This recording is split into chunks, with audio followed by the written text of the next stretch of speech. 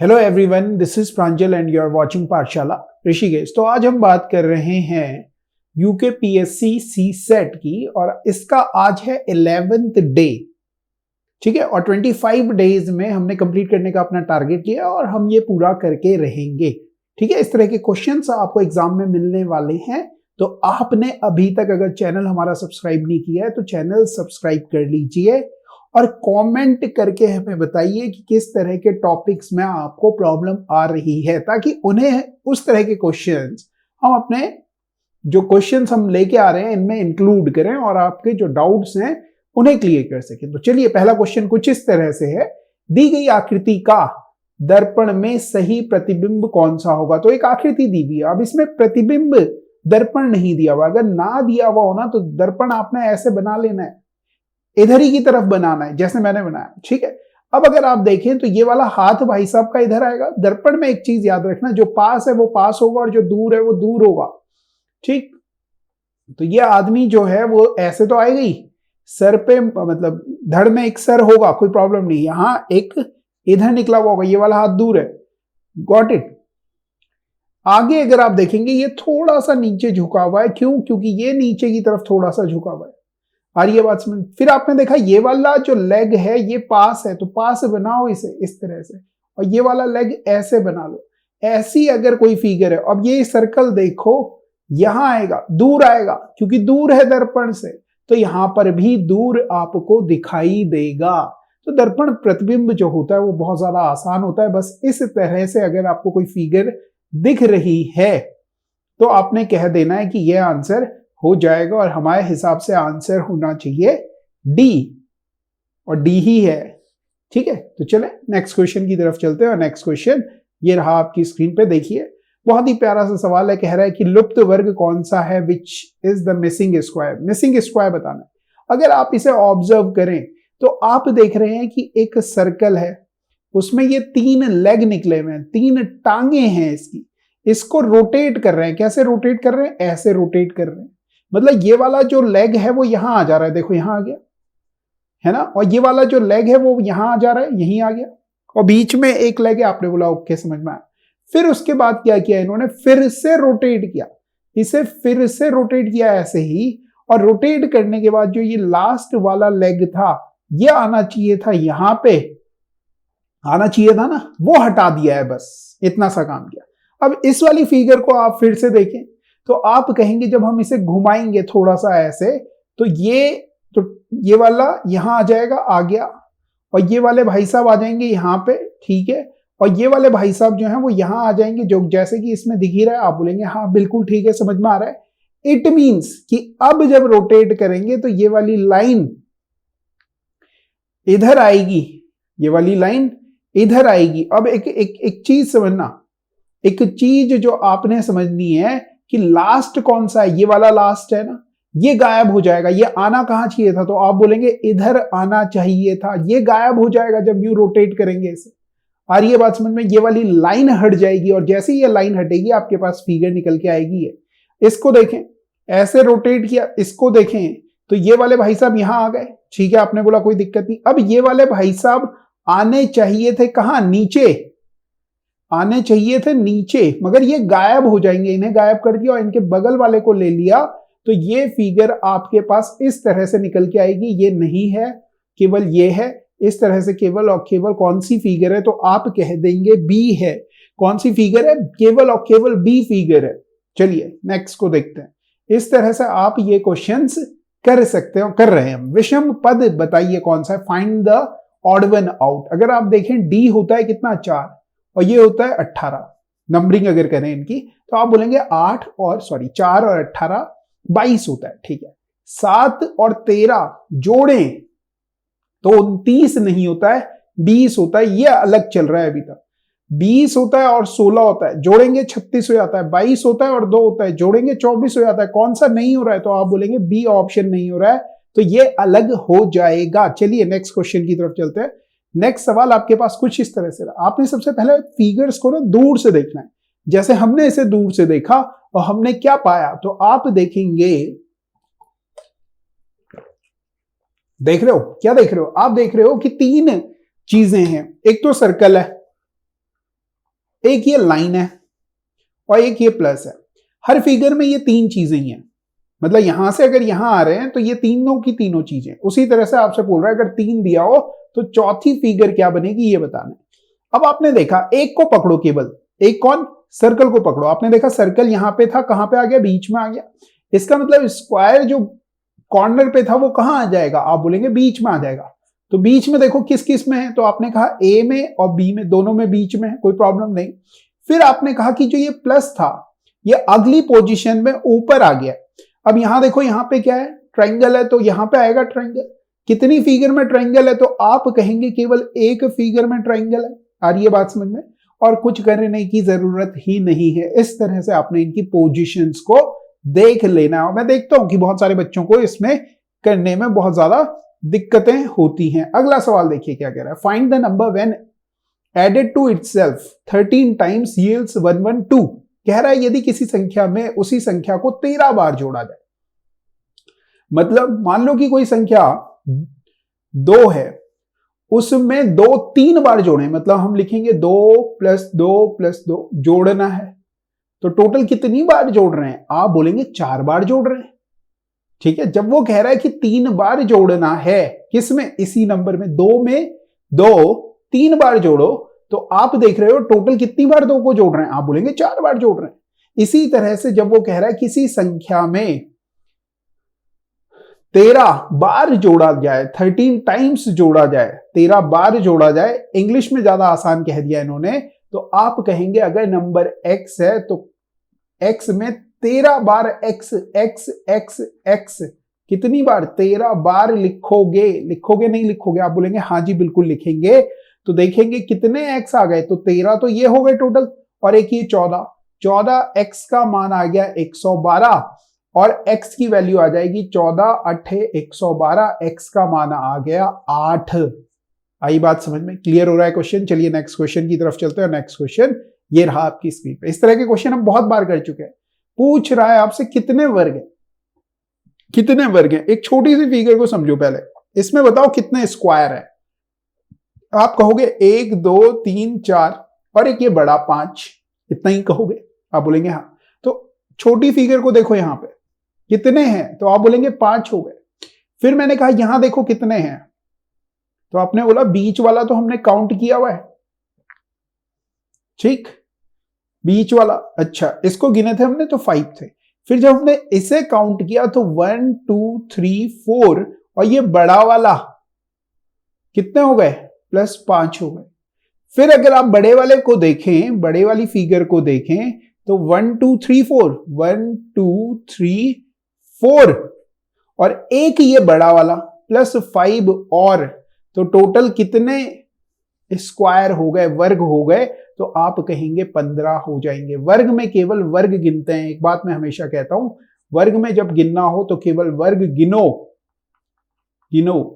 और जब आपको आयत गिनने हो, आयत गिनने हो, तो आयत में आपने वर्ग प्लस आयत दोनों गिनने होंगे, वर्ग प्लस आयत दोनों आपने गिनने होंगे। अगर आप दोनों नहीं गिन रहे हो ना, तो आंसर आपका गलत आ जाएगा। चलिए नेक्स्ट क्वेश्चन की तरफ चलते हैं। इसका आंसर हो जाएगा 15। आगे बात समझ में। अगले क्वेश्चन देखिए क्या है। कह रहा है कि मिस्टर कुमार के दादाजी का एक पुत्र है।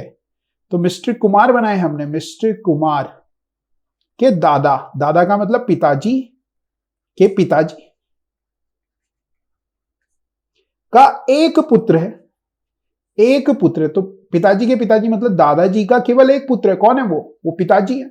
और पुत्री नहीं है, कोई भी पिताजी की बहन वहन नहीं है, कोई बहन नहीं है, इधर कोई नहीं है और इधर भी कोई नहीं है, ठीक है, एक पुत्र है, ना कोई भाई है ना कोई बहन है। इसी तरह से हो रहा है। फिर कह रहा है कि मिस्टर कुमार की पुत्री के, तो मिस्टर कुमार कहां है, ये है मिस्टर कुमार के पुत्री के, की पुत्री का मतलब इनकी पुत्री होगी, ठीक। 2 बुआ हैं, बुआ है, पुत्री की 2 बुआ है, मतलब मिस्टर कुमार की 2 बहन हैं। बहन कितनी बहन है, तो आप बोलेंगे 2 बहन हैं, और 3 चाचा हैं। किसके 3 चाचा हैं, पुत्री की बात कर रहे हैं, पुत्री के 3 चाचा हैं। तो पुत्री के 3 चाचा मतलब मिस्टर कुमार के 3 भाई हैं। तो भाई भाई भाई, कितने भाई, तो आप बोलेंगे 3 भाई हैं, है ना। चाचा कब होंगे, जब वो मिस्टर कुमार से छोटे 3 भाई होंगे उनके। अतः मिस्टर कुमार के दादाजी की पोतियों और पोतों की संख्या, तो मिस्टर कुमार हैं ये, कि दादाजी हो गए ये, कि पोते और पोती, मतलब इस वाली लाइन में आपने काउंट करने हैं कि कितनी पोतियां हैं और कितने पोते हैं। तो अगर आप इसे ऑब्जर्व करोगे तो आप देखोगे कि कितने हैं, तो आप कहेंगे 2 बहनें हैं, है ना, 2 पोतियां हो गई, तो 2 पोतियों वाले एक ऑप्शन ए है और एक ऑप्शन बी है। और कितने पोते हो गए, तो आप कहेंगे 4 पोते हैं। It means option number B answer हो जाएगा। आगे बात समझ में? तो चलिए अगले क्वेश्चन की तरफ चलते हैं। अगला क्वेश्चन कुछ इस तरह से, बहुत ही प्यारा सा क्वेश्चन है। कह रहा है कि 4 व्यक्ति हैं, के, एल, एम और एन। आयु में के सबसे बड़ा है, तो आयु के आधार पर के जो भाई साहब हैं वो सबसे बड़े हैं, पर सबसे निर्धन नहीं है। मतलब धन के आधार पर भी पूछ रहा है। तो के जो भाई साहब हैं, 4 लोग हैं ना, उनमें सबसे नीचे के नहीं आते। जो जो इंफॉर्मेशन आपको वो दे रहा है ना, उसे आपने नोट करते जाना है। के सबसे नीचे नहीं आएगा, ये हमने लिख लिया। एम सबसे अधिक धनवान है, एम सबसे अधिक धनवान है, सबसे ऊपर एम को रख लिया। क्यों? धनवान की उसमें आयु के आधार पर यहां लिखेंगे, धन के आधार पर यहां लिखेंगे। और ये बात समझ में? फिर कह रहा है एल आयु में एन से बड़ा है। एल जो है, अब यहां लिख लेता हूं, एल जो है वो एन से बड़ा है। किस आधार पर? आयु के आधार पर। आयु जो बड़ा है उसे ऊपर लिख रहा हूं और जो छोटा है उसे नीचे लिख रहा हूं, परंतु के अथवा एम से नहीं।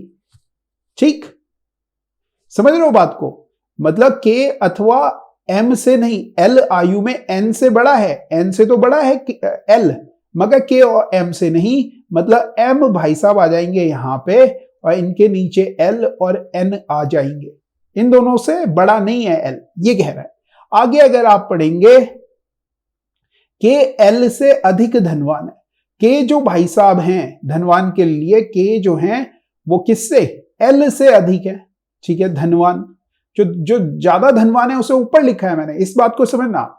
से अधिक धनवान है पर एन से अधिक नहीं। के भाई साहब एल से तो अधिक है मगर एन से अधिक नहीं। मतलब इस तरह से आने वाला है, तो आप लिखेंगे एन यहां आएगा, के यहां आएगा और एल यहां आएगा। चारों व्यक्तियों का क्रम आयु के आधार पर और धनाढ़ता के आरोही क्रम में लगाएं। आरोही का मतलब होता है जो सबसे कम है उसे पहले और जो सबसे ज्यादा अमीर है उसे बाद में लगाएं, आयु में भी और धन में भी। तो आपसे पहले कहा है उसने आयु के आधार पर, तो एन एल एम के, तो ये ऑप्शन है। एन एल एम के ये भी है। ये 2 ऑप्शन आ रहे हैं आयु के आधार पर। धन के आधार पर देखेंगे तो एल के एन एम, तो ऑप्शन नंबर बी आंसर हो जाएगा। आरोही का मतलब हो गया असेंडिंग ऑर्डर में, इंग्लिश में आप यहां देख सकते हैं, बढ़ते हुए क्रम में लगाना है। ठीक है, आगे बढ़ें तो आप बोलेंगे बिल्कुल बढ़ जाइए। देखिए क्या है सवाल। एक माली ने अपने आयताकार बाग में इस प्रकार परिवर्तन किया कि लंबाई को 40% घटाया तथा चौड़ाई को 20% बढ़ाया। नए बाग का क्षेत्रफल बताओ। तो क्षेत्रफल की बात कर रहा है, और क्षेत्रफल किसका? तो आप बोलेंगे आयताकार बाग है, तो आपको क्षेत्रफल पता है, लंबाई गुणा गए चौड़ाई, लेंथ इनटू विड्थ, आप बचपन से पढ़ते हुए आ रहे हो। इस तरह से जब भी सवाल आए ना, आप तो मान लो कि लंबाई 1 है और चौड़ाई भी 1 है, तो क्षेत्रफल कितना हो जाएगा? आप बोलेंगे 1 ही हो जाएगा। लंबाई 1 चौड़ाई 1, तो क्षेत्रफल भी 1 ही हो जाएगा। आपसे कह रहे हैं लंबाई को 40% घटाया गया, लंबाई को 40% घटा रहे हैं, 40% घटा रहे हैं तो माइनस में, और चौड़ाई को 20% बढ़ा रहे हैं, 20% बढ़ा रहे हैं, तो इसे क्या करेंगे? ऊपर लिखेंगे, बढ़ा रहे हैं।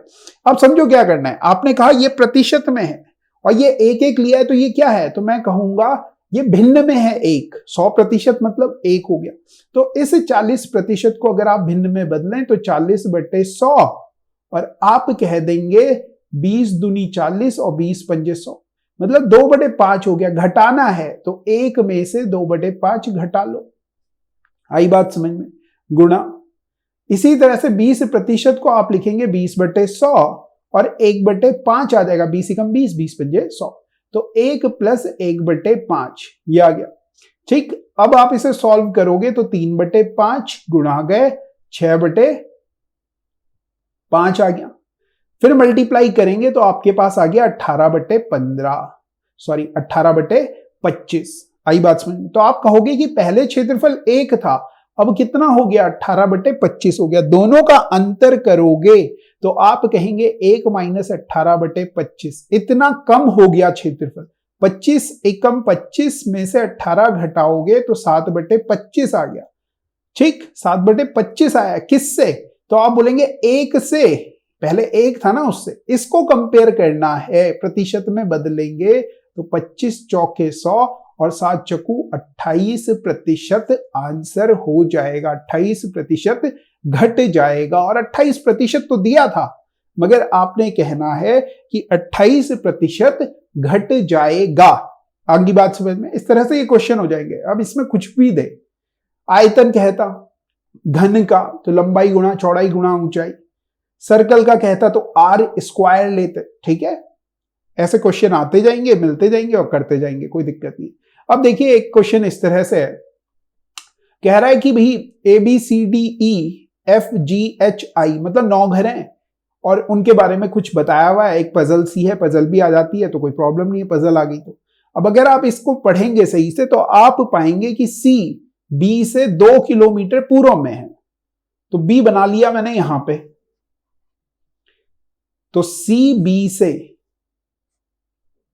C जो भाई साहब है वो B से 2 किलोमीटर पूर्व में। अगर यहां पे हम समझें तो पूर्व पश्चिम, ओहो देख रहे हो डर गया मैं, डर जाते हैं, उत्तर और दक्षिण। ऐसा अक्सर तब होता है ना, हनुमान जी आते हैं पता नहीं क्यों। चलो छोड़ो, ये वाली कहानी नहीं बताता हूं। यहां देखो तो CB से 2 किलोमीटर पूर्व में है, तो आपने क्या किया? B बना लिया और B से सोचा पूर्व किधर होगा? इधर होगा। 2 किलोमीटर पे कौन है? C है। CB से 2 किलोमीटर पूर्व में 2 लिख दिया। फिर उसने कहा कि AB से 1 किलोमीटर उत्तर में। A जो है ना वो B से 1 किलोमीटर उत्तर में है, तो उत्तर देखो ऊपर की तरफ ही है। तथा H A से 2 किलोमीटर दक्षिण में है। H जो है वो 2 किलोमीटर दक्षिण में है A से, तो एक ये हो गया और एक ये हो गया, H आ गए भाई साहब यहां। फिर आपसे वो कह रहा है कि GH से 1 किलोमीटर पश्चिम में है, तो G जो भाई साहब आएंगे वो यहां आ जाएंगे, 1 किलोमीटर पश्चिम में है, कोई दिक्कत नहीं है। जबकि D जो है वो G से 3 किलोमीटर है। G 1 किलोमीटर ये हो गया और 2 किलोमीटर ये हो गया। यहां से D जो है G से 3 किलोमीटर पूर्व में। इस तरह से आप बना लेंगे। और F के बारे में कह रहा है कि F G से अगर आप देखेंगे F को 2 किलोमीटर, कहां गया? F G से 2 किलोमीटर उत्तर में है, तो G से 2 किलोमीटर उत्तर मतलब 1 और 1 2 ऊपर ही पहुंच जाएगा। तो F जो है वो G से 2 किलोमीटर उत्तर में है। I अब कह रहा है कि I B और C के बीच में है। B और C देखो, B और C के बीच में है, मतलब यहां पे होगा, कौन होगा भी? I B और C के बीच में, आपने बोला ओके। फिर उन्होंने कहा कि E जो है वो H और D के बीच में है। E जो है ना वो H और D के बीच में है, तो आपने बोला ओके। इस तरह से आपकी पूरी फिगर बनकर तैयार होगी। अब इस पे बेस 3 से 4 सवाल आ रहे हैं, आपने इन्हें पढ़ना है, इन पे बेस सवालों के जवाब देने हैं। पहला सवाल है E और G के मध्य दूरी बताइए। तो आपने देखा E भाई साहब ये है, G भाई साहब ये है, इनके बीच में टोटल डिस्टेंस कितनी है? तो आपने बोला 2 तो D तक थी, 1 यहां है 1 यहां है, तो टोटल 2 किलोमीटर की डिस्टेंस है E और G के बीच में। फिर कहा E और I के बीच में। अब देखो E यहां है, I यहां है, H और B के बीच में 1 की डिस्टेंस है, उतनी ही डिस्टेंस इन दोनों के बीच में होगी और आप कह देंगे 1 किलोमीटर है। आई बात समझ में? अगले सवाल की तरफ चलें। अगला सवाल देखिए क्या, फिर वो इसी क्वेश्चन में कह रहा है कि A और F के बीच की दूरी बताओ। चलो पीछे चले जाते हैं। A और F के बीच की दूरी, तो A और F के बीच की दूरी भी कितनी है? 1 ही है। तो आप कह देंगे ए और एफ के बीच की दूरी 1 है। फिर कह रहा है ई व सी के बीच की दूरी बताओ। तो देखो ई और सी के लिए फिर से बैक जाना है। ई कहां गया, ई ये है ई, और सी के बीच की दूरी बतानी है। तो फिर से आपने देखा ये 1 है और ये 1 है, ठीक।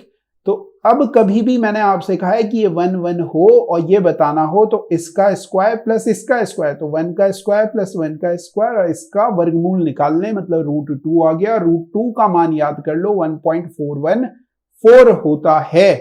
तो आप कह देंगे कि ई और सी के बीच की जो दूरी है वो 1.41 किलोमीटर हो जाएगी। चलिए अगले सवाल की तरफ चलते हैं। अगला सवाल ये रहा आपकी स्क्रीन पे, बहुत ही प्यारा सा सवाल है, बहुत तरीकों से किया है हमने, ठीक है।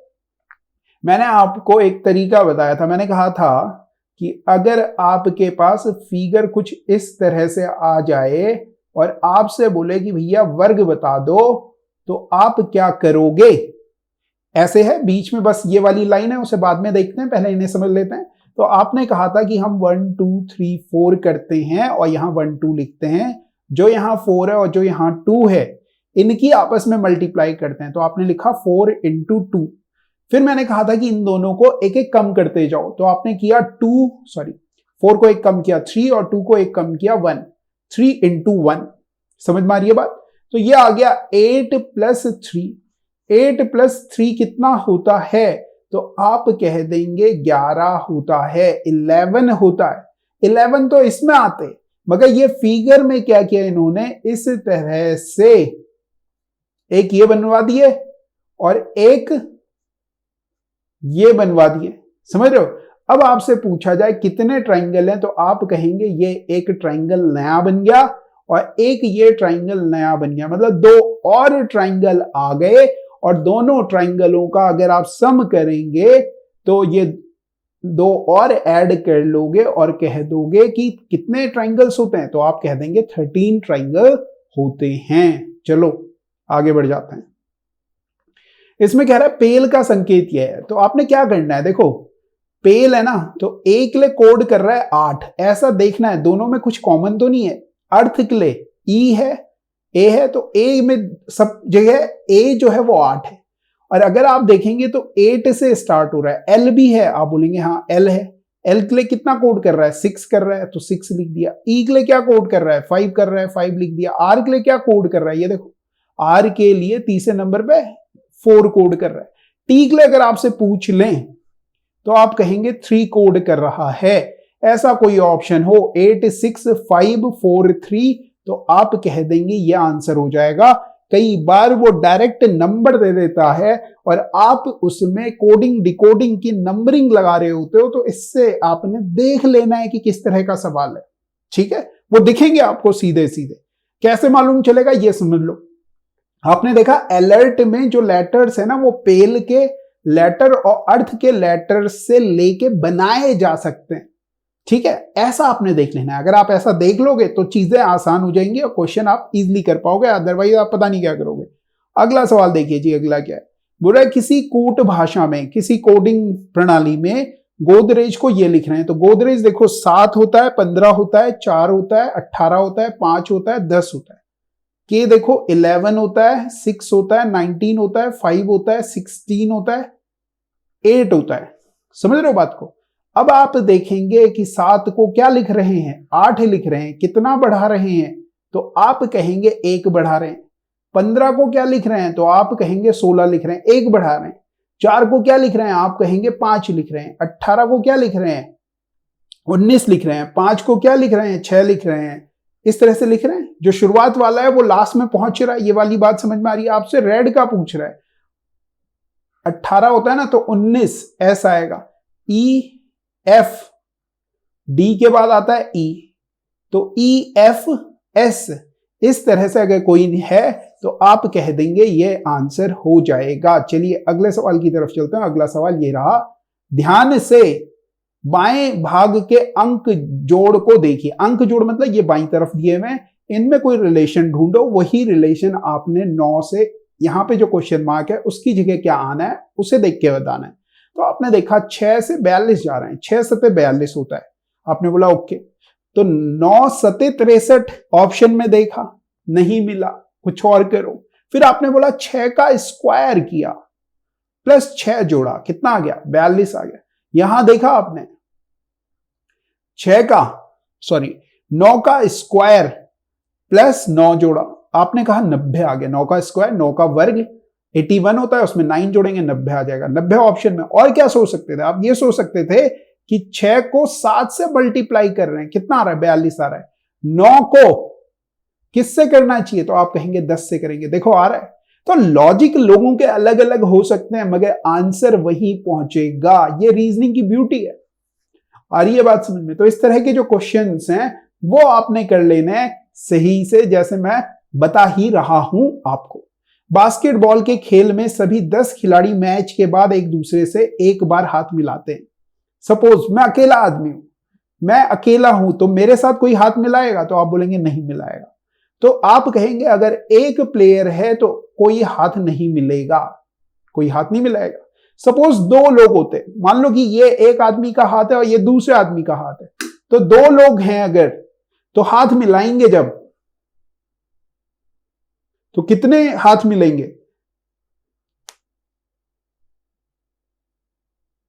कितने हाथ मिलेंगे? तो आप कहेंगे कितने, एक बार, कितनी बार हाथ मिलेगा? तो आप कहेंगे एक बार मिलेगा। 2 लोग होंगे तो एक बार हाथ मिलेगा, ऐसे ध्यान से समझना। 2 लोग होंगे एक बार हाथ मिलेगा। 3 लोग होंगे तो कितनी बार मिलेगा? यहां सवाल आता है कैसे करेंगे। देखो मैंने बना लिए 3 लोग, ये वाले भाई साहब इनसे हाथ मिलाने जाएंगे, इनसे हाथ मिलाने जाएंगे, ठीक। और ये वाले भाई साहब ने इनसे नहीं मिलाया था, इन्होंने इनसे मिला लिया। तो आपने देखा कि 2 बार यहां मिल गए और एक बार यहां मिल गया, मतलब 3 लोग होंगे तो 3 बार हाथ मिलेंगे। 4 लोग होते, इस तरह का क्वेश्चन हम पहले भी कर चुके थे, और मैं आपको ये तरीका पता है क्यों बता रहा हूं? मैं आपको चाहूं तो फॉर्मूला रटा सकता हूं, मगर रटो मत, समझ लो, क्योंकि इसमें वो बहुत सारी चीजें घुमा घुमा के पूछता है आपसे, और जब वो घुमाएगा ना तो आप घूमोगे नहीं, क्योंकि आपको बेसिक आता है कि कैसे ये चीजें आएंगी, ठीक। 4 लोग होते तो ये वाले भाई साहब इनसे मिलाते, इनसे मिलाते और इनसे मिलाते, इन तीनों से मिला लेते, इनको बोलते भाई साहब आपने सबसे हाथ मिला लिए, बाहर हो जाओ। फिर ये वाले भाई साहब को बोलते हैं आपने इनसे नहीं मिलाया था, इनसे नहीं मिलाया था, आप इन दोनों से हाथ मिलाओ, आप भी निकल जाओ। फिर ये वाले भाई साहब मिलते, इनसे बोलते भाई साहब आप इनसे मिला लो और आप भी निकल जाओ। अब कोई आदमी बच रहा है, सब निकल गए, कोई नहीं बच रहा है। तो आपने देखा कि यहां अगर आप देखते तो यहां 3 और ये 2 और ये 1, तो टोटल 4 लोग हैं, तो 3 + 2 + 1 इतने हाथ मिलेंगे। अगर 5 लोग होते तो कितनी बार हाथ मिलेंगे? आप कहोगे 4 + 3 + 2 + 1 बार हाथ मिलेगा। कह रहा है 10 खिलाड़ी हैं, कितनी बार हाथ मिलाएंगे? तो आपका जवाब होगा 9 + 8 + ऐसे करके 1 तक। और मैं आपको एक चीज बार बार बता रहा हूं कि जब क्रमागत संख्याएं हो और उनके बीच का अंतर बराबर हो और उनका योग बताना हो, तो आपने कुछ नहीं करना, पहला नंबर और लास्ट नंबर जोड़ना है और बटे 2 करना है, और इसे जितने नंबर हैं, कितने अंक हैं, तो आप कहेंगे 9 नंबर है, 9 से गुणा कर लेना है, तो यह आ जाएगा आपका 45, मतलब कुल 45 बार हाथ मिलेंगे। आई बात समझ में? और एक और यहां से बहुत प्यारी बात मालूम चल रही है कि बास्केटबॉल खेल में सभी 10 खिलाड़ी, कह रहा है ना, मतलब बास्केटबॉल की जो टीम होती है उसमें 5 प्लेयर होते हैं। ये चेक कर लेना कि 5 होते हैं या नहीं होते। ऐसी सारी ये सब जनरल अवेयरनेस है, ठीक है। ये सारी चीजें आपके एग्जाम में पूछी जाती हैं, पूछी जाती रही हैं, ठीक। चलो, एक बहुत प्यारा सा क्वेश्चन है कि श्याम अनानास और नारियल खरीदता है। एक आदमी है, वो अनानास और नारियल दोनों खरीदता है। एक अनानास की कीमत कितनी है? तो आपने देखा, एक अनानास अगर मैं बनाऊं तो आप कहोगे एक अनानास कितने का है? 70 रुपए का है। और दूसरी तरफ वो भाई एक नारियल खरीदता है और नारियल की कीमत देखोगे 50 रुपए है, ठीक है। यदि श्याम कुल 380 रुपए खर्च करता है तो उसने कितने अनानास खरीदे? कितने अनानास खरीदे, मतलब सवाल जो पूछा है उसी का जवाब दे रहा होगा। ये आ रही है बात समझ में? आप बोलेंगे हाँ उसी का जवाब दे रहा होगा, ठीक। अब आपने देखा कि अगर उसने 2 अनानास खरीदे होते तो एक अनानास 70 रुपए का है, तो 2 अनानास कितने के हो जाते? आप कहते 140 रुपए के। बचते जो रुपए उसके पास 380 में से बचते कितने उसके पास? 140 चले गए, तो आप कहते 240 रुपए बचते। ये जो बचे हुए रुपए हैं, इससे क्या वो नारियल खरीद पाता? तो आप कहोगे 50 रुपए का एक नारियल है, 4 नारियल खरीद पाता। अब वो जो 40 रुपए हैं उससे थोड़ी ना वो नारियल खरीदता। ये थोड़ी ना कहता नारियल काट के दे दो आधा ना। ये सवाल ये है कि बिना काटे फाटे पूरा पूरा लेना है, होल पूर्ण संख्या का सवाल है, ठीक है। तो आप कहेंगे ये आंसर नहीं होगा, ये आंसर नहीं होगा। फिर आप कहोगे कि 3 के हिसाब से देखा आपने, अगर वो 3 अनानास खरीदता तो कितने के खरीदता? आप कहोगे 210 के खरीदता, और उसके पास कुल खर्चा जो हो रहा है वो 380 का हो रहा है, मतलब 270 रुपए बचते उसके पास। क्या वो 270 रुपए में कुछ नारियल खरीद पाता? तो आप क्या कहेंगे? नहीं खरीद पाता, क्योंकि 50 के हिसाब से 250 रुपए में 5 नारियल खरीदता, मगर वो जो 30 रुपए बच रहे हैं वहां पे लकड़ी हो जाती, 30 रुपए बच जाते। समझ रहे हो बात? फिर फोर्थ अगर आप देखेंगे, फोर्थ 4 अगर वो अनानास खरीदता तो 70 रुपए के हिसाब से अगर आप इसे समझे तो आप कहेंगे 70 का 1 है तो 4 हो गए 280 रुपए के। 280 रुपए के अगर वो अनानास खरीदता, 380 रुपए उसके पास कुल थे, उसमें से 280 चले गए तो उसके पास 100 रुपए बचे। इस 100 रुपए में वो भाई कितने नारियल खरीदेगा? आप कह दोगे 2 नारियल खरीदेगा, और ये आपका आंसर हो जाएगा। आ रही है बात समझ में? तो इसका आंसर आंकड़े अपर्याप्त हैं नहीं होगा, क्योंकि हम बता सकते हैं, उसने हमें वो इक्वेशन कुछ इस तरह से दी है कि हम बता सकते हैं कि कितने नारियल वो खरीद सकता है, ठीक है। वो जनरल अवेयरनेस है, हिडन डेटा दिया है उसने, हिडन। नारियल कटा हुआ नहीं बिकता, अनानास भी आपको पता है कटा हुआ नहीं बिकेगा, पूरा पूरा बिकेगा ना, ठीक है। चलिए अगले सवाल की तरफ चल रहे हैं, और अगला सवाल कुछ इस तरह से है। ये भी बहुत ही प्यारा क्वेश्चन है, प्यार से पढ़िए। देखिए जब बड़े क्वेश्चन आए तो उतना आसान होगा, बस आपने पढ़ना है। अगर आप पढ़ने से डरते हो ना तो पढ़ो, क्योंकि डर से जब तक मुकाबला नहीं करोगे तब तक पता नहीं चलेगा कि ये सवाल होते कैसे हैं, पूछते क्या हैं। देखिए क्या कह रहा है, एक लोकल ट्रेन स्टेशन ए से रवाना होती है, ए से रवाना हो रही है तो आपने कहा होने दो, ठीक, इसकी हमें कोई जरूरत नहीं है। तब उस ट्रेन में महिला यात्रियों की संख्या पुरुष यात्रियों की संख्या से आधी है। इसका मतलब हो गया कि अगर मैं पुरुष यात्रियों की संख्या को 2 ले लूं तो महिला यात्रियों की संख्या क्या होगी? आप बोलेंगे 1 होगी। आधी है, अगर पुरुष 2 हैं तो महिला 1 होगी। और ये बात समझ में? अब वो 2 तो हमने मानी है ना, जब आपने माना है तो आप x लगा लें उसमें, दोनों में x लगा लें, दोनों में, ठीक। फिर अगले स्टेशन पे क्या हुआ, 10 पुरुष यात्री ट्रेन से उतर गए। 10 पुरुष उतर गए, उतरने दो, आपने बोला उतर जाओ कोई दिक्कत नहीं है, तो 2x - 10, 10 लोग उतर गए, और 5 महिलाएं यात्री ट्रेन में चढ़ गई मतलब पहले x थी, अब x + 5 हो गई। इतनी बात आ रही है समझ में? तब पुरुष यात्रियों एवं महिला यात्रियों की संख्या समान हो जाती है, मतलब कह रहा है कि ये दोनों बराबर हो गए। x भाई साहब को x के पास लेके जाओ, और नंबर भाई साहब को नंबर के पास लेके जाओ, तो 5 तो था ही, प्लस माइनस का ये 10 इधर आएगा तो प्लस का 10 = x आ जाएगा। x का मान आ गया 15। मगर क्वेश्चन अगर आप सही से पढ़ेंगे तो आपसे कह रहा है स्टेशन ए से कितने यात्री ट्रेन में प्रवेश हुए थे। तो ए शुरुआत में कहा था ना उसने ए, तो आपने कहा x ये थे और 2x ये थे, कुल x और 2x जोड़ोगे तो 3x हो गए। x का मान आपका 15 आ रहा है, 15 × 3 = 45, और आप कह देंगे 45 आंसर हो जाएगा। आ रही है बात समझ में? चलिए अगले सवाल की तरफ चलते हैं। मित्रों के एक समूह ने एक पार्टी का आयोजन किया।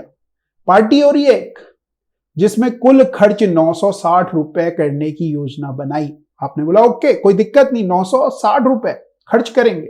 मित्रों के समूह में से 4 मित्र उपस्थित नहीं हो सके, 4 लोग नहीं आए, तब शेष लोगों को पूरा खर्च उठाने के लिए 40 रुपए प्रति व्यक्ति खर्च वहन करना पड़ा। ज्यादा खर्च करना पड़ा, ठीक है। 40 रुपए उनका खर्चा वहन करना पड़ा उठाने के लिए, जो पूरा करने के लिए कितना 40 और देना पड़ा, ये कह रहा है। उन लोगों की संख्या जो पार्टी में उपस्थित थे या थी, कहना चाह रहा है, आपको घुमाने के लिए ये थे या थी देता है, जबकि लिंग से इस सवाल का कोई लेना देना नहीं, इससे संख्या का लेना देना है। मगर जबरदस्ती हिंदी में थे या थी लिखने की कोशिश कर रहे हैं। हिंदी माध्यम के छात्रों के साथ इस तरह से धोखा किया जा रहा है, मैं तो ये कहूंगा। ठीक, चलिए देखिए क्या है। आपने कहा आपको नहीं पता पार्टी में कितने लोग थे, मगर यहां ऑप्शंस आपको दिए हुए हैं जो आपको बता रहे हैं कि भैया इतने में से कोई एक आंसर होगा। तो उपस्थित 8 लोग थे, ये कह रहे हैं, है ना। मतलब पहले आने कितने वाले थे, तो आप कहोगे 4 लोग कम आए। 8 आंसर है, 8 लोग उपस्थित थे, 4 लोग कम आए, का मतलब है पहले 12 लोग आने वाले थे। ठीक, तो पहले जब 12 लोग आने वाले थे और 960 रुपए कुल खर्चा था, तो एक आदमी पे जो खर्चा पड़ रहा था, आप 12 में बांट दोगे ये 960 रुपए, तो 12 से भाग करोगे, 12 अट्ठे 96, 80 रुपए का खर्चा आ रहा था एक आदमी पे। लेकिन जब 8 लोग हो गए तो 8 लोगों में ये 960 रुपए बांटने होंगे, और आप कह दोगे कि 8 एकम 8, 8 दूनी 16, 120 रुपए का खर्चा आ रहा है।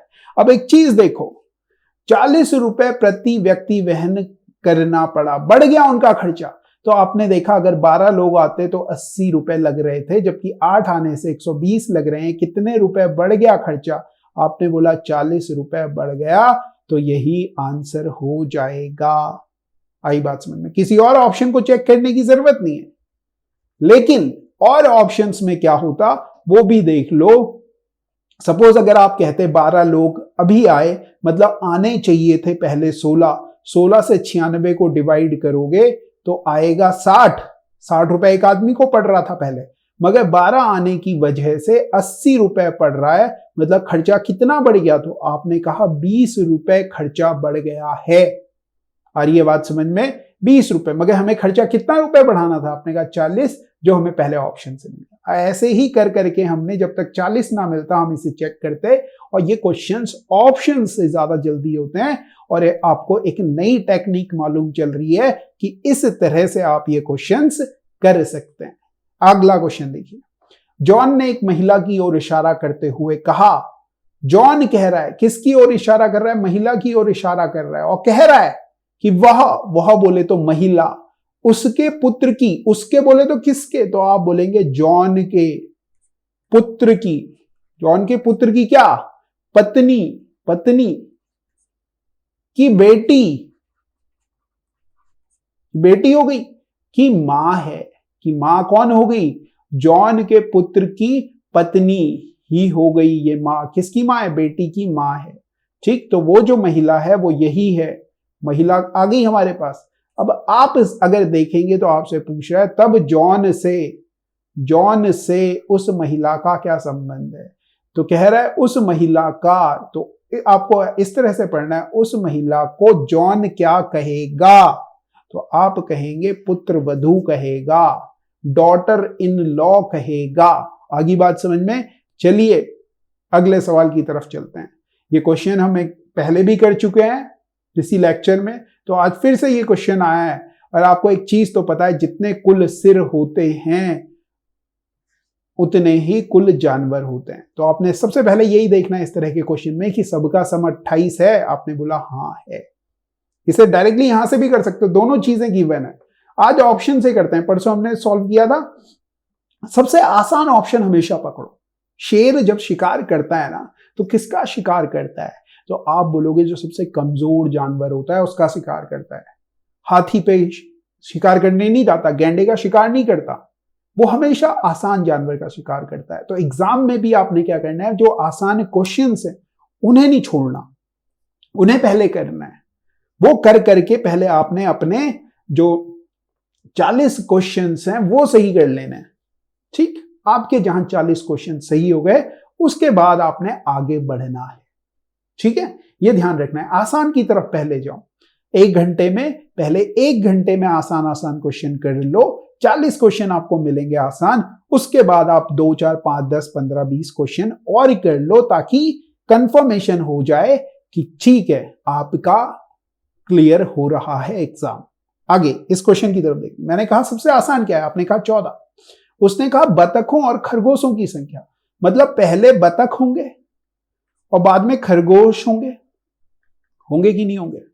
अब देखा आपने कि अच्छा 28 हो रहे हैं सर, तो ठीक है। पैरों को गिनते हैं, पैरों की संख्या दे रखी है 72, तो 14 अगर बतख हैं तो पैर कितने हो गए, आपने बोला 28। 14 अगर सर हैं, सॉरी खरगोश हैं, तो पैर कितने हो गए, 14 चक्कू 56। इन दोनों को जोड़ोगे तो इन दोनों का जोड़ 8 और 6 14, 84 आ रहा है, जबकि आपको कितना चाहिए, तो आप बोलेंगे 72 चाहिए। इस तरह से हम सारे ऑप्शंस को चेक करते हुए जाएंगे। फिर दूसरा सबसे आसान ऑप्शन कौन सा है, तो आप बोलेंगे 20 और 8 है। आसान को पकड़ो पहले, 20 और 8 को देखो, तो 20 के हिसाब से बतख हैं, 40 पैर हो जाएंगे, 40 हो जाएंगे। 8 के हिसाब से 8 चक्कू 32, तो 40 प्लस 32 जोड़ोगे, कह दोगे 72 पैर हो गए, यही आंसर हो जाएगा। खुद से भी करें इसे, ठीक है। जब मैं कराऊंगा आपको हमेशा आसान लगेंगी चीजें, ये याद रखना, मगर आपने ये बार बार करने हैं क्वेश्चंस। बार बार करोगे तो आपकी महारत हो जाएगी इन क्वेश्चंस में। अगले क्वेश्चन की तरफ चल रहे हैं और अगला क्वेश्चन ये रहा आपकी स्क्रीन पे। कह रहा है रोहित ने 30% अंक प्राप्त किए और 15 अंकों से अनुत्तीर्ण हो गया। मतलब 30% मिले भाई को, 30% अंक मिले, 15 और मिल जाते तो भाई हो जाता पास। आप बोलोगे हाँ ऐसे ही हो रहा है, 30 मिले फेल हो रहा था, 15 और मिल जाते, अधिक आ जाते, 30% से 15 अधिक आ जाते तो भाई हो जाता पास। और मोहन जिसके 40% नंबर आ रहे थे, अगर उसके 35 नंबर से ज्यादा है, 35 नंबर ज्यादा है उसके पासिंग मार्क्स से, मतलब 35 नंबर अगर उसमें से कम कर लेते तो आप कहते एग्जैक्टली पासिंग मार्क्स आते, उसके पासिंग मार्क्स से 35 नंबर ज्यादा हैं, मतलब इसमें से 35 माइनस कर लोगे तो आप कह दोगे, क्या कह दोगे, कि वो केवल पास हो पाता। ठीक, अगर आप देखें ये दोनों वैल्यूज बराबर हैं, तो यहां परसेंटेज है और यहां परसेंटेज है, तो परसेंटेज से परसेंटेज माइनस होता है, ये याद रखना, बराबर है दोनों। तो ये 30 को इधर लेके जा रहा हूं और इस 35 को इधर लेके आ रहा हूं, तो 35 प्लस 15, वो वहां 35 माइनस था, इधर आया तो पॉजिटिव हो गया। नेगेटिव आदमी है, नेगेटिव है कोई आदमी, घर से बाहर निकालो उसे, शहर घुमाओ, पॉजिटिव होगा। बहुत ज्यादा पॉजिटिव आदमी है, घर में बाहर निकालो, नेगेटिव हो जाएगा। ठीक है, स्थान बदल देने से चीजें बदल जाती हैं। फिर 40% में से माइनस कर लो 30%, तो आपको मालूम चलेगा 10% आ गया, और यहां अगर आप जोड़ेंगे तो 50 आ गई, मतलब 10% का मान आ गया 50। समझ रहे हो, आपसे कह रहा है उत्तीर्ण होने का प्रतिशत बताओ। अब ये क्वेश्चन में अगर आप देखेंगे 10% 50 के बराबर है, या हम ये कह सकते हैं 1% 5 के बराबर है, और हमें 15 के बारे में बताना है, तो इसे 3 से गुणा की और यहां 3 से गुणा की, तो हमें मिला 15 बराबर 3%। मतलब जो पासिंग परसेंटेज है वो 30% प्लस 3% 33% हो जाएगा। कोई बच्चा इसमें तुक्का मारता, बोलता 33% होता है, तो उसका बेचारे का सही हो जाता है। ऐसे क्वेश्चन आयोग को नहीं बनाने चाहिए, क्योंकि तुक्का मारने वाले तुक्का मारेंगे। मगर एक बात याद रखना कि मैथ्स में, रीजनिंग में तुक्के नहीं लगते हैं। ठीक है, चलिए अगले सवाल की तरफ चल रहे हैं। अगला सवाल ये रहा, अजय की कक्षा में ऊपर से 9वीं रैंक है। हमने बार बार बात की है ऊपर से प्लस नीचे से, अगर दोनों को जोड़ोगे और -1 करोगे तो टोटल नंबर ऑफ स्टूडेंट्स आ जाएंगे। ठीक है, तो 9 प्लस 38 माइनस 1 तो 8, 46 आ जाएगा टोटल नंबर। मैं जोड़ने में गड़बड़ी कर देता हूं, मगर आपने चेक कर लेना है सही से ऐड करके। बात साथ में मैं ये भी कह रहा हूं, ठीक है ना, मैं जल्दी करने के चक्कर में जोड़ने में गलती करता हूं, मगर आपने नहीं करना। ठीक है, आगे देखिए, पहले 2 से भाग दो। क्वेश्चन कुछ इस तरह से, एक संख्या पर निम्नलिखित संक्रियाएं क्रमिक रूप से की जाती हैं जिसके फलस्वरूप आरंभ की वही संख्या आ जाती है। पहले 2 से भाग दो। ठीक, क्या कह रहा है, वो कुछ किया उस नंबर के साथ, मतलब एक आदमी को मारा, कूटा, और बाद में वो आदमी वैसे ही निकला, उसका कोई द्वेष नहीं है, कोई भावना नहीं है आपके खिलाफ, तो ऐसे आदमी की बात कर रहे हैं। नंबर के साथ भी ऐसे ही किया कि उस नंबर को पहले तोड़ा, मरोड़ा, स्क्वायर किया, वर्गमूल किया, पता नहीं क्या क्या किया, क्वेश्चन में कहेगा, और फिर भी वही नंबर आ जाता है फाइनली। तो क्या कह रहा है, पहले 2 से भाग दो, उसके बाद वर्गमूल लो और अंत में घन कर दो, तो वही संख्या प्राप्त होगी। ये उसने पहले ही कह दिया था, पहली जो लाइन पढ़ी हमने। ठीक है, तो आपने बोला चलो मान लिया हमने यही नंबर है वो, तो उसने कहा पहले 2 से भाग दो, तो आपने 64 को 2 से भाग किया तो आपने कहा 32 आ रहा है जी। फिर उसने कहा उसके बाद वर्गमूल करो। 32 का वर्गमूल करना थोड़ा मुश्किल है, नहीं कर पाओगे, तो बोलोगे नहीं कर पा रहे। फिर कहा उसने 27 को 2 से भाग करो, आपने बोला अरे ये तो 13.5 आएगा। फिर इसका वर्गमूल करोगे, आप बोलोगे आत्मा कहां पाएगी, नहीं हो रहा ना। ठीक, फिर वो कह रहा है कि भैया 8 को 2 से भाग करो, आपने कहा 4 आ गया, 4 का वर्गमूल करो, आप बोलोगे 2 आएगा, आया, वर्गमूल लिया, 2 आ गया। अब इस 2 को और अंत में घन कर दो, आपसे कह रहा है इस 2 का घन कर दो। 2 का घन का मतलब 2 की घात 3, तो आप कहोगे 8, 2 दूनी 4 दूनी 8, 6 मत कह देना। समझ रहे हो बात, देखो 8 आ गया, तो यही वो सवाल है, यही वो नंबर है जो हमें चाहिए था, जिसको तोड़ा मरोड़ा और वापस वही नंबर आ गया। इस तरह से इनको करने का कोई तरीका नहीं होता। इसे कोई कहे कि मैथ्स में कैसे करेंगे, इक्वेशन बनाओ, समीकरण बना के दिखाओ, नहीं, बनाने के लिए बना सकते हैं, मगर आप इस तरह से ऑप्शंस से चलें तो चीजें ज्यादा आसान होगी और टाइम भी नहीं लगेगा। ठीक है, तो ये आंसर हो गया सी। अगले सवाल की तरफ चल रहे हैं। अगला सवाल देखिए, एक निरीक्षण से यह पाया गया कि एक कार्यशाला में प्रतिदिन प्रत्येक महिला कितने बर्तन बनाती है, तो आपने कहा 20 बर्तन बना सकती है, जबकि पुरुष को पी से डिनोट करते हैं, 10 बर्तन बना सकता है। आ रही है बात समझ में, ये क्वेश्चन में कह रहा है, मैं नहीं कह रहा अपनी मर्जी से कुछ, क्वेश्चन को पढ़ो वहीं लिखा हुआ है सब कुछ।